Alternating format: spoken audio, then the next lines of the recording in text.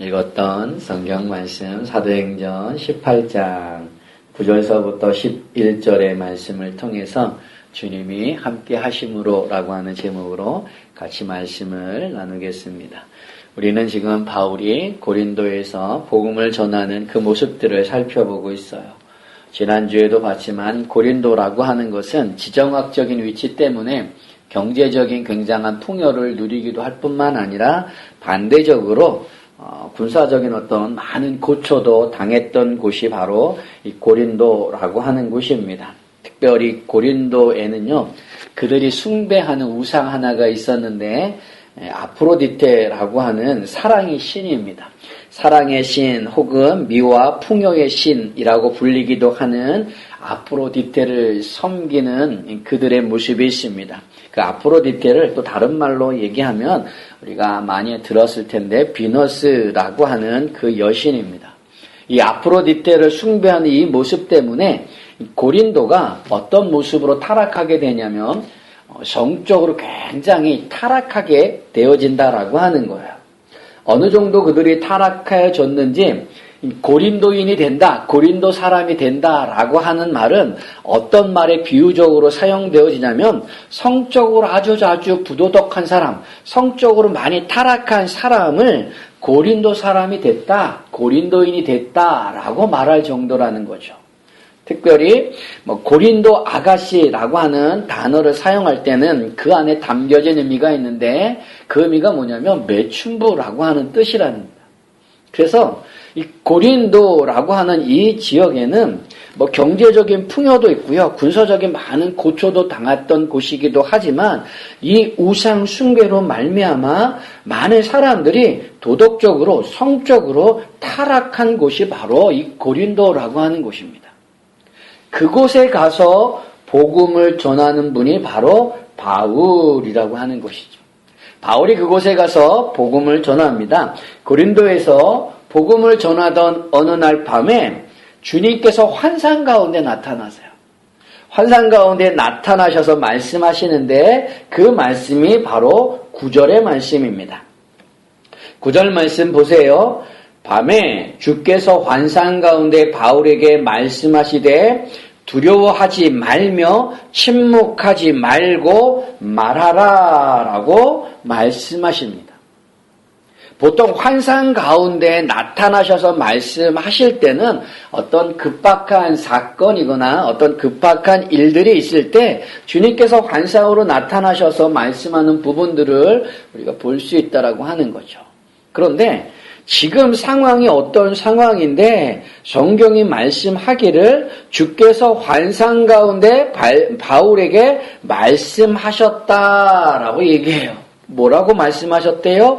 두려워하지 말며 침묵하지 말고 말하라 라고 한다는 거죠.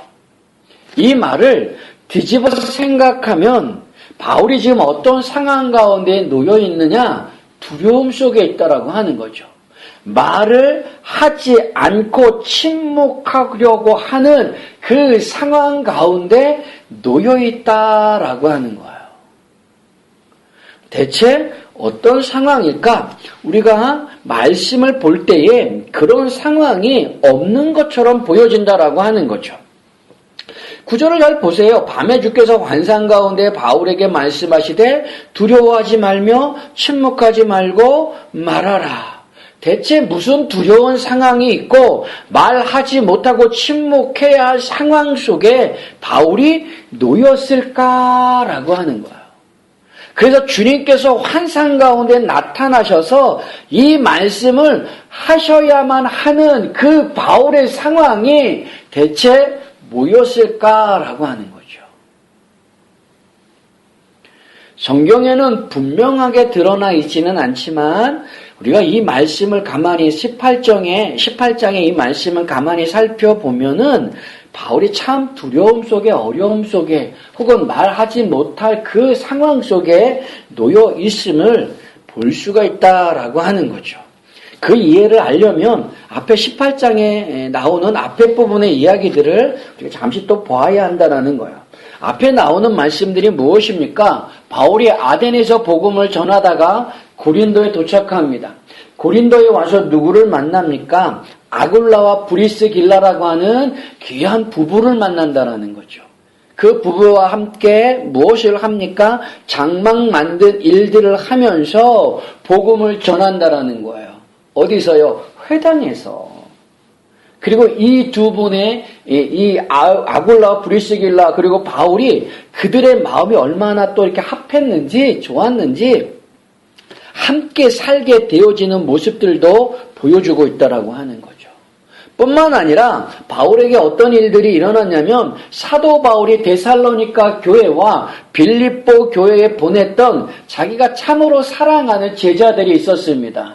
그 제자인 디모데와 실라가 돌아왔다라고 하는 거죠. 그래서 그 디모데와 실라가 돌아옴으로 말미암아 성경은 사도 바울이 더욱더 말씀에 붙잡혀서 예수는 그리스도다라고 전했다라고 하는 거예요. 여기까지는 문제가 없어요. 근데 그 다음의 상황이 문제가 되어진다라고 하는 거죠. 그 다음의 상황이 뭐냐? 6절의 말씀을 보십시오. 6절 그들이 대적하여 비방하거늘 바울이 옷을 털면서 이르되 너희의 피가 너희 머리로 돌아갈 것이요 나는 깨끗하니라 이후에는 이방인에게로 가리라 하고 라는 말씀이 나옵니다. 거기 보면 6절에 그들이라고 했는데 그들이 누구냐? 그들이라고 하는 것은 바로 그 고린도에 살고 있는 유대인들을 이야기하는 것입니다. 그 유대인들이 대적하여 비방합니다. 누구를? 바울이요. 바울이 회당에서 예수는 그리스도다라고 힘있게 복음을 전할 때에 고린도에 살고 있는 많은 유대인들이 바울을 대적하며 비방한다라고 말씀하고 있다는 거예요. 우리 성경에는 그냥 단순하게 대적하며 비방한다라고 되어져 있지만 원문에 대적한다라고 하는 그 말의 의미를 좀 더 깊이 살펴보면은 그냥 단순하게 대적하는 것이 아니라 아주 계획적이라는 겁니다. 아주 조직적이라는 거야. 그러니까 계획적으로 조직적으로 바울이 복음을 전하는 것을 대적하며 그 다음에 방해하며 비방할 뿐만 아니라 위협을 가한다라고 하는 거죠. 데살로니가에서도 복음을 전할 때 그런 일들이 있었어요. 난동을 피죠. 불량자들을 데리고 와서 난동을 피웠던 그들의 모습을 볼 수가 있고 그 데살로니가 유대인들이 베레아까지 쫓아와서 그렇게 했던 모습을 우리가 기억하고 있습니다. 그런데 고린도에 살고 있는 많은 유대인들도 그랬습니다. 바울을 대적하고 비방하는데 조직적으로 계획적으로 비방하고 대적하며 위협을 가한다라고 하는 거예요. 그래서 6절에 뭐라고 얘기하느냐? 그들이 대적하여 비방하거늘 바울이 옷을 털면서 이르되 너희 피가 너희 머리로 돌아갈 것이요 나는 깨끗하니라 이후에는 이방인에게로 가리라. 얼마나 바울이 마음이 상했는지 난 더 이상 너희들과 상종하지 않겠다.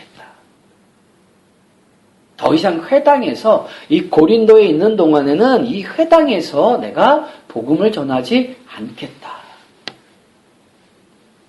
너희의 피가 너희의 머리로 돌아갈 것이다.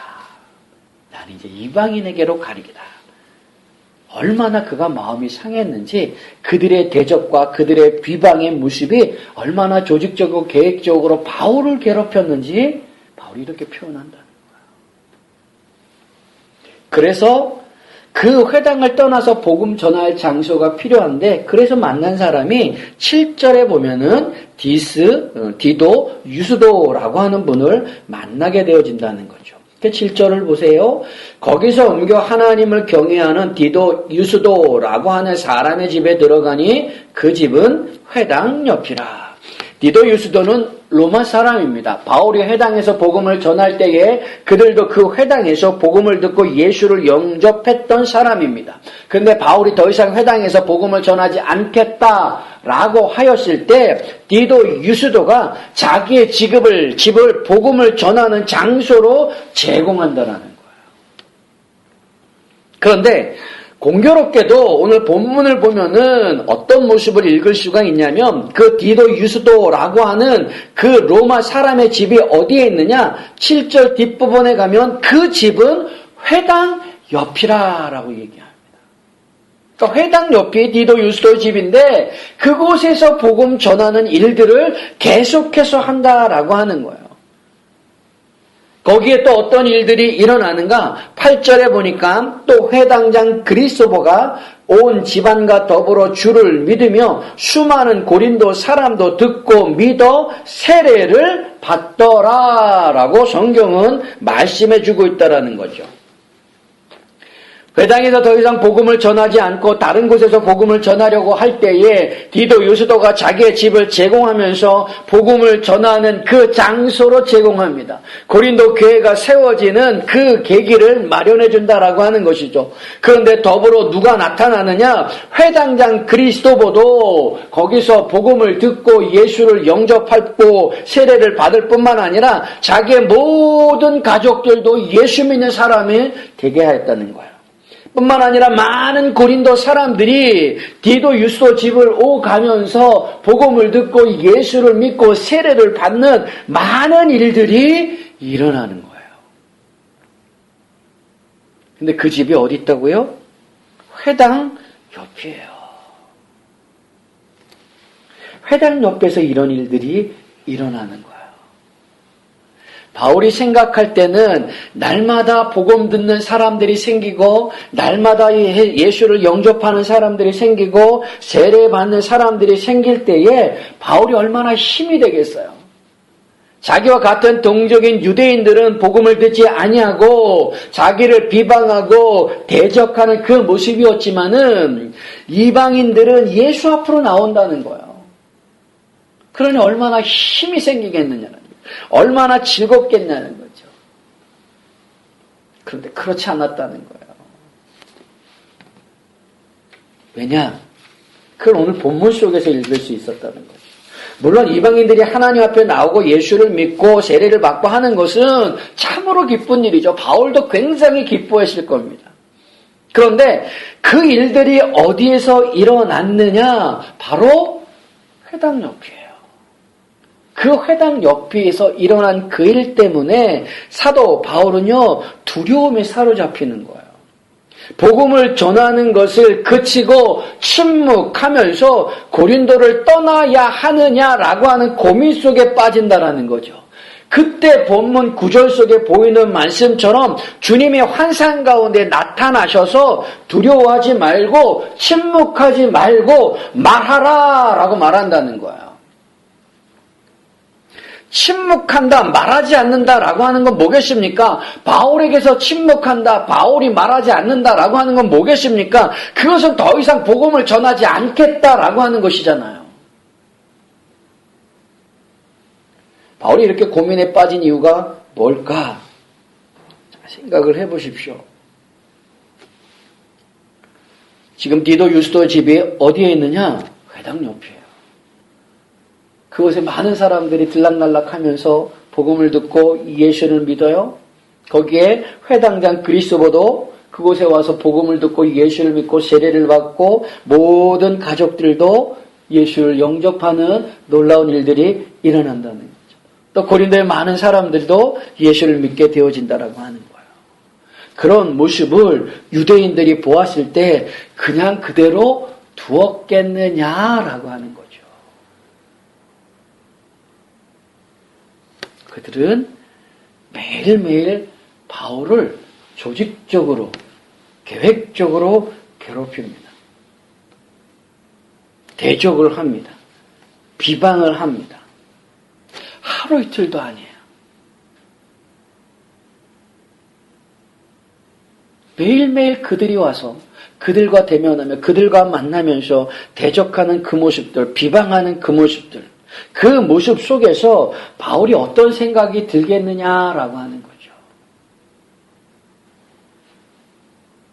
거기서부터 오는 피로감, 무력감. 자기 혼자 가만히 있을 때에 그 일들을 생각해 보는 거예요. 매일매일 자기를 대적하며 자기를 비방하며 자기를 위협하며 자기를 괴롭히는 그 유대인들을 떠올릴 때 그는 스스로 무너져 내린다는 거죠. 허무하다는 거죠.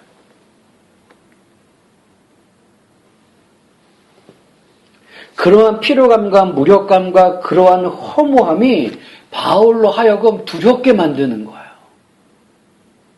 내일은 어떻게 될까? 내일을 가면 또 저들을 만나게 될까? 저들을 만나면 저들이 또 나를 어떻게 대적하고 어떻게 비방하고 어떤 모습으로 어떻게 조직적으로 계획적으로 나를 위협하며 나를 해롭게 하며 나에게 아픔을 줄까라고 하는 것들. 그게 물밀듯이 사도 바울에게 나타나는 거예요. 뭐 할 정도로? 바울이 두려워할 정도로. 바울이 내가 더 이상 여기서 복음을 전하는 것은 멈춰야 하는가? 내가 침묵해야 하느냐라고 하는 고민을 갖게 한다는 거죠. 침묵한다. 그리고 말을 하지 않는다라고 하는 것은 복음을 전하지 않는다라고 하는 것인데 고린도에서 더 이상 복음을 전하지 않는다라고 하는 것은 고린도를 떠날 수밖에 없다라고 하는 거죠. 그럼 바울은 그럼 내가 고린도를 떠나야 하는가? 이제 여기서 더 이상 복음 전하는 것을 멈추고 고린도를 떠나서 다른 곳에 가서 복음을 전해야 하느냐라고 하는 그런 고민 속에 생각 속에 빠져들게 되어져 있다라는 거예요. 그게 바로 오늘 본문 9절이 보여주는 거예요.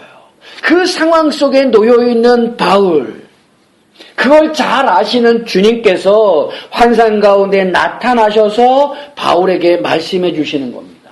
뭐라고요? 두려워하지 말아라. 침묵하지 말아라. 그리고 계속 말하라. 뭐라는 거예요? 계속 복음을 전해라 라고 하는 거죠. 왜? 그 뒤에 그 이유를 분명하게 말씀해 주고 있습니다. 그 뒤에 말씀을 보십시오. 10절, 11절. 내가 너와 함께 있음에 어떤 사람도 너를 대적하여 해롭게 할 자가 없을 것이니 이는 이 성중에 내 백성이 많음이라 하시더라. 1년 6개월을 머물며 그들 가운데서 하나님의 말씀을 가르치니라. 왜 주님께서 이 저녁에 나타나서 사도 바울에게 두려워하지 말며 침묵하지 말고 말하라 라고 말씀하셨을까? 그것은 10절에 보여지는 것처럼 이 성중에 고린도에 내 백성 곧 하나님의 백성이 많이 있다라는 거예요. 그들에게 필요한 게 뭐예요? 사도 바울이 전하는 예수 그리스도, 사도 바울이 가르치는 하나님의 말씀이 그들에게 필요한 거예요. 이미 하나님께서는 사도 바울이 고린도에 오기 전에 그 고린도의 자기 백성들을 선택하여 부르시고 그들로 하여금 바울로 기다리게끔 만들어 놓고 계신다는 거죠. 그래서 바울이 와서 복음을 전하면 그 복음을 듣고 그 마음이 변화되어 예수를 영접하고 하나님의 백성됨을 나타나게 되어 있다는 거예요. 이미 주님은 잘 준비해 놓고 계신다는 거예요. 근데 바울이 지금 어떠는 거예요? 그 유대인들의 조직적이고 계획적인 그 비방과 그 모습들, 대적하는 모습들, 위협을 가하는 모습들, 하루 이틀도 아니고 매일 만나는 그 모습 속에서 계속해서 바울을 괴롭히는 거예요. 힘들게 하는 거예요. 대적하는 거예요.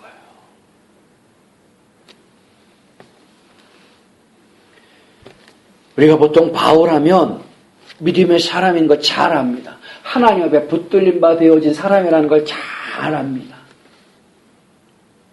그렇기 때문에 혹여 우리가 오해하고 있는 것 중에 하나가 뭐냐면 그분은 아무 두려움도 없을 거야. 그분은 세상에 그 누가 위협을 가한다 할지라도, 생명의 위협을 가한다 할지라도 그분은 두려워하지 아니하고 담대하게 복음을 전할 분이야 라고 우리는 생각합니다. 그러나 오늘 본문 속에 보여지는 환상 가운데 주님께서 바울에게 하시는 말씀 속에 읽어낼 수 있는 바울의 모습은 무엇입니까? 우리와 똑같다는 거예요. 어려움 속에, 힘든 속에, 그게 한두 번이고 하루 이틀이면 버틸 수 있겠죠. 넘어설 수 있겠죠. 근데 계속해서 반복되어지는 그 모습, 그걸 가만히 집에 들어와 생각을 할 때에 그 사람들이 했던 말들, 그들이 자기에게 보여줬던 많은 모습들을 되새길 때에 사도 바울 마음이 그냥 무너져 내리는 거예요. 무력감 속에 빠져드는 거예요. 허무함 속에 빠져드는 거예요. 내일은 어떻게 될까? 불투명한 미래 때문에 두려운 거죠. 바울도 우리와 크게 다르지 않는 모습을 오늘 성경이 보여주고 있다는 거예요. 그래서 하나님의 계획은 무엇입니까? 바울로 하여금 고린도에서 어느 때까지 있게 하시기를 원하시는 거예요. 11절에 보여지는 것처럼 1년 6개월이에요. 하나님이 계획하신 고린도에 머물러야 할, 사도 바울이 머물러야 할 그 기간은 1년 6개월이라고 하는 거죠. 그런데 바울의 생각은 무엇입니까? 두려움 속에 있으면서, 침묵 속에 있으면서 더 이상 고린도에서 복음 전하는 일들을 멈추고 침묵하고 여기를 떠나야만 하느냐라고 하는 고민 속에 빠져든다는 거죠. 그렇다고 다른 곳에 가서는 복음 전하는 일들을 안 하느냐? 그거는 아니에요. 그러나 하나님께서 고린도에 계획해 놓으신 1년 6개월의 그 기간들을 내려놓고 임의적으로 자기의 생각대로 하나님의 계획들을 바꾸지는 않느냐라는 거죠. 바울이 큰 고민 속에 있는 거예요.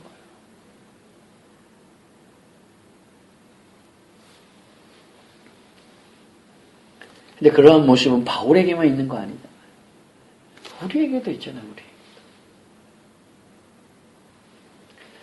우리도 이 세상을 살아가다 보면 여러 가지 일들 속에 답답한 일들, 두려운 일들, 그만해야 되나? 하나님 뜻이 어디에 있지? 나를 괴롭히게 하고 나를 스스로 무너지게 만드는 많은 주변의 상황 속에서 하나님의 나에게 계획하시고 준비하신 그 길들을 스스로 임의적으로 생각하여 가려고 하고 있지는 않느냐라고 하는 거예요. 그때 하나님이, 우리 주님이 나타나셔서 환상 가운데 말씀해 주는 거죠.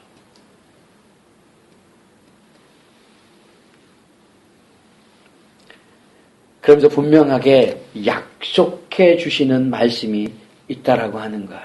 그 약속이 무엇입니까? 10절 말씀을 보세요. 10절에 뭐라고 지금 약속하고 계세요? 내가 너와 함께 있음에 라고 말씀한다.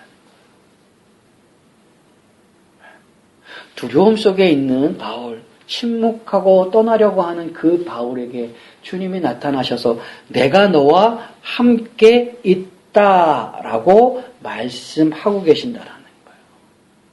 그리고 내가 너와 함께 하고 있으니까 그 뒤에 나오는 말씀 보세요. 어떤 사람도 너를 대적하여 해롭게 할 자가 없을 것이니 라고 약속해주고 있다라는 거예요.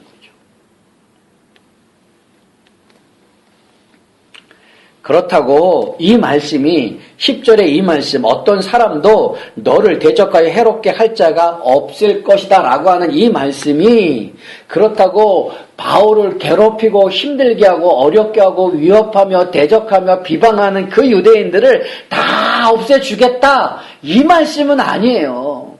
우리가 흔히 생각하고 있는, 내가 당하고 있는 그 문제들을 우리 하나님이 깨끗하게 처리해 주시겠다라고 하는 말씀의 의미가 아니라는 거죠.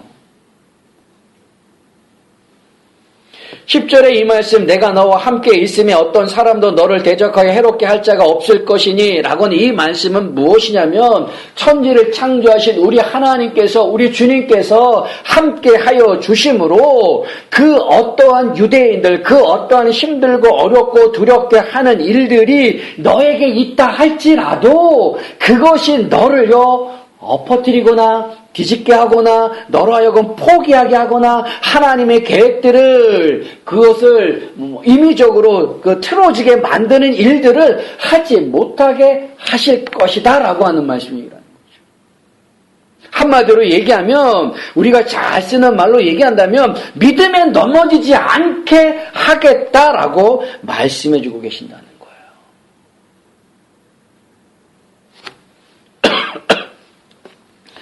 바울에게 더 이상 괴롭히고 대적하고 비방하고 위협하는 그 존재들을 없애주겠다는 게 아니라 그런 것들은 그대로 있지만 지금처럼 네가 무기력하며 힘들어하며 두려워하며 침묵하며 하나님이 계획하신 그 일들을 임의적으로 변경하려고 하는 그 마음과 생각과 믿음의 연약한 모습들을 없게 하겠다라고 하는 그 약속의 말씀이라는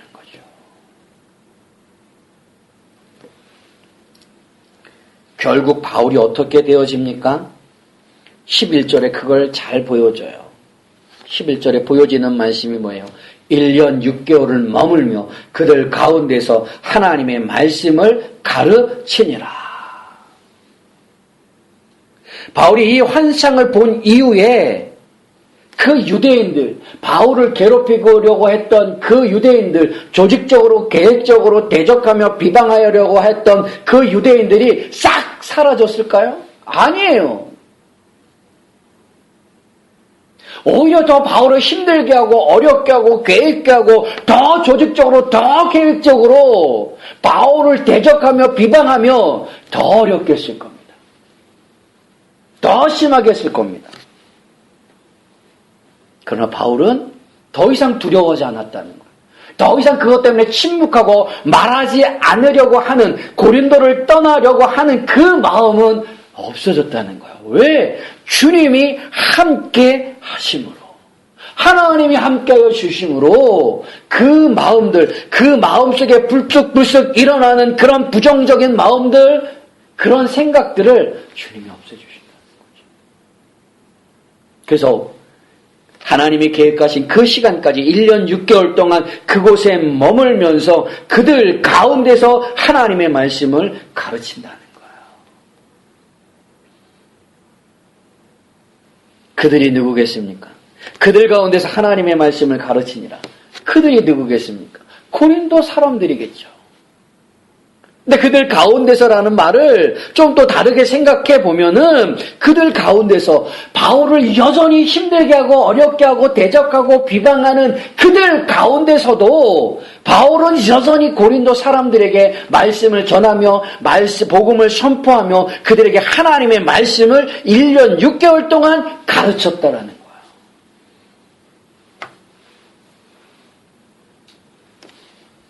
그게 믿음인 거죠. 그게 하나님이 함께 해주셔요.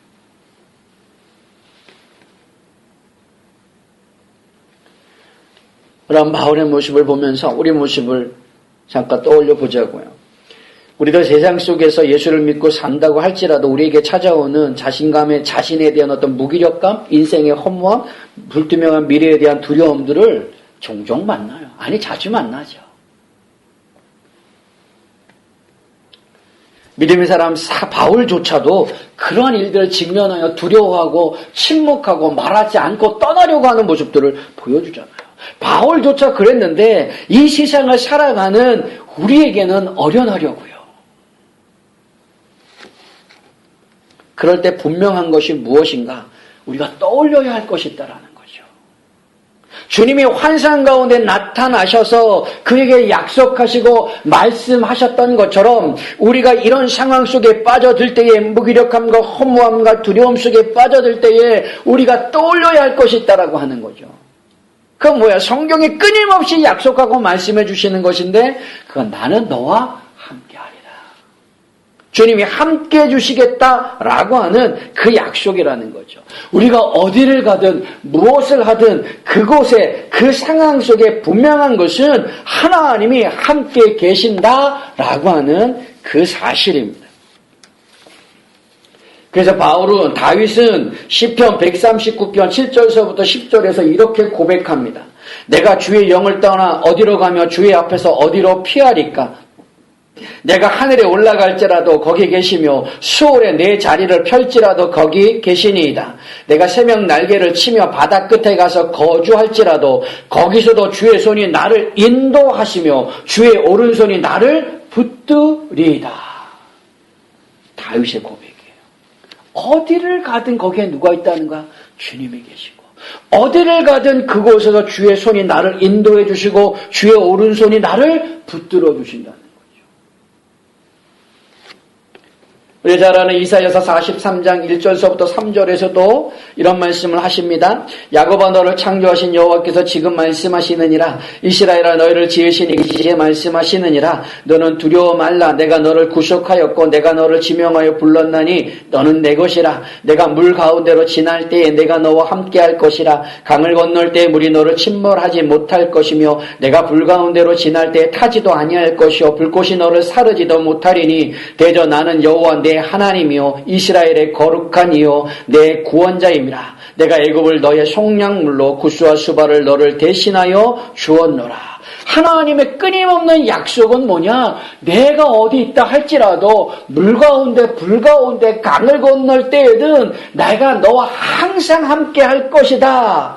물이 너를 침몰치 못하고 불이 너를 타지도 못하게 할 것이다 라고 하는 분명한 약속을 하고 계신다라고 하는 거죠.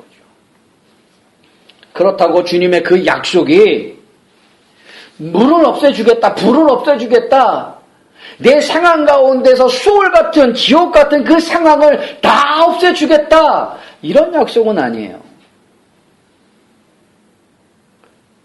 주님의 약속은 무엇입니까? 너의 상황이 물을 건너는 상황이라 할지라도 불을 건너는 상황이라 할지라도 수월 같은 지옥 같은 상황이라 할지라도 거기는 내가 너와 함께 할 것이고 너를 포기하지 않을 것이며 너를 버리지 않을 것이며 내가 너와 함께하여 너의 믿음의 그 길을 가게 하겠다라고 하는 주님의 약속이라는 거예요. 근데 그 말씀을 가만히 생각해 보면 결국은 무엇인가? 하나님이 계획하신 대로, 하나님이 준비하신 대로 그 하나님의 일을 우리 주님께서 나를 통하여 성취하고 이뤄내실 것이다 라고 하는 그 말씀이라는 거죠. 지금 바울에게 해주셨던 말씀이 무엇입니까? 밤에 주께서 환상 가운데 바울에게 말씀하시되 두려워하지 말며 침묵하지 말고 말하라. 내가 너와 함께 있음에 어떤 사람도 너를 대적하여 해롭게 할 자가 없을 것이니 이는 이 성중에 내 백성이 많음이라 하시더라. 1년 6개월을 머무며 그들 가운데서 하나님의 말씀을 가르치니라. 결국은 우리 주님께서 그 사도 바울을 붙들어 주시고 함께 해주심으로 더 조직적이고 더 계획적으로 바울을 괴롭히고 힘들게 하고 대적하며 비방한다 할지라도 하나님이 계획하신 그 계획 가운데 자기 백성들을 바울을 통하여서 말씀을 듣게 하고 믿게 하고 세례받게 하고 하나님 앞에 나오게 만드셨다라고 하는 거죠. 결국은 하나님께서 하나님의 일을 이루어 가신다라고 하는 걸 보여주고 있다는 거예요.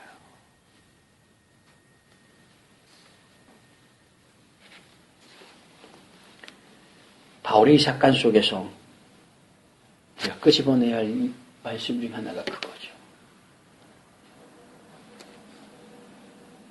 우리가 이 땅을 살아가면서 바울조차도 그랬는데 우리에게 두려움의 일들, 힘듦의 일들, 어려움의 일들, 허무함의 일들, 무기력함의 일들을 어찌 안 만날 수 있겠습니까? 가장 좋은 우리의 생각처럼 그 모든 것들이 한순간에 한 방에 다 해결되어져서 우리의 인생이 내 삶에 평탄하고 형통하고 고속도로와 같이 대로와 같이 쫙 들려서 생각한 대로 모든 일들이 다 잘 되는 것만큼 좋은 거는 없겠죠. 하나님은 그렇게 안 하시네요.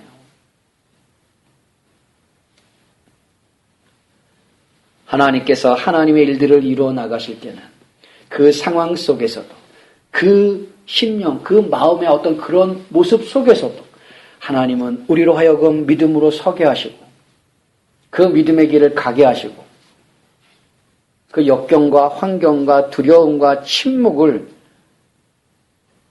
지나가게 하신다는 거. 없애주시는 게 아니라 지나가게 하시는 거.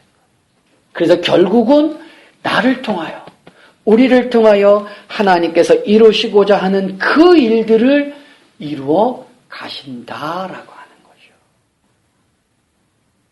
바울이 오늘 본문 속에서 보여주는 것도 그거잖아요.